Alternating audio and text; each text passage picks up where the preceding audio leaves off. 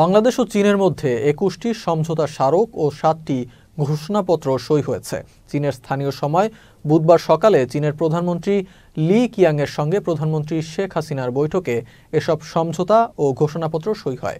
পরে চীনের president Xi জিনপিংয়ের সঙ্গে বৈঠক করেন প্রধানমন্ত্রী এবারের চীন সফরে দুদেশের মধ্যে যোগাযোগ ও বাণিজ্যিক অংশীদারিত্ব বাড়বে বলে মনে করা হচ্ছে।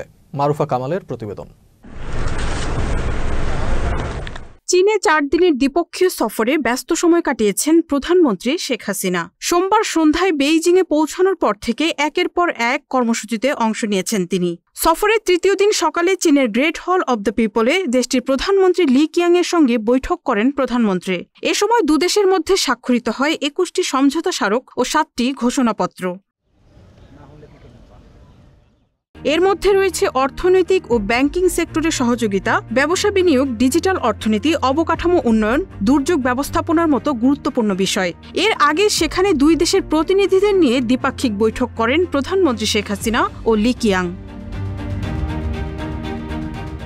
সকালে গ্রেট হল অব দ্য পিপলে পৌঁছালে প্রধানমন্ত্রী শেখ হাসিনাকে লাল গালিচা সংবর্ধনা দেওয়া হয়। স্বাগত জানান চীনের প্রধানমন্ত্রী। পরে চীনা সশস্ত্র বাহিনীর একটি চৌকস দল শেখ হাসিনাকে গার্ড অব অনার প্রদান করে।